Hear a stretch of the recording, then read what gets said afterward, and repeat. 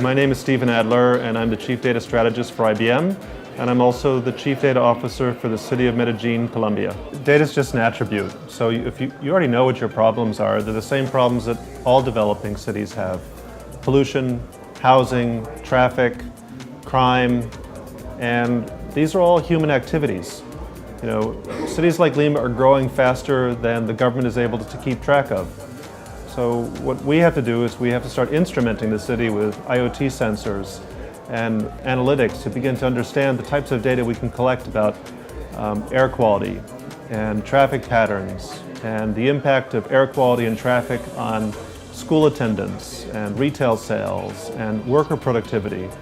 And once we begin to understand those types of trends, we can start to understand what types of policies can we create that can alleviate some of the traffic patterns, that can reduce air pollution, that can improve public health outcomes. And that's the role of data. Harvard Business Review tells us we should trust our gut when we make decisions, but you know, the brain isn't located in your stomach, and the brain needs data.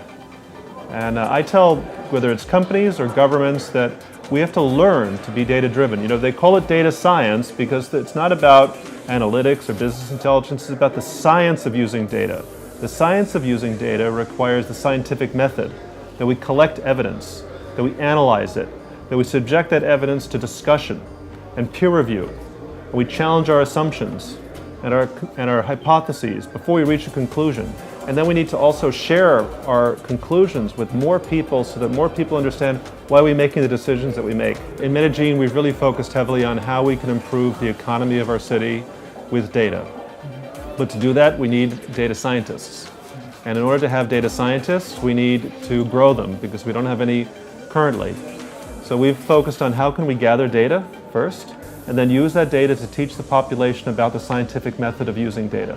So we're sort of starting from scratch. Today, around the world, we're confronting climate change, and we know it's going to be very expensive, and there's a growing gap between what government can achieve and what society demands.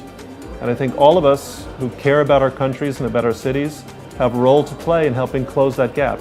I am really, really excited to be speaking at this conference. I think it's an amazing event.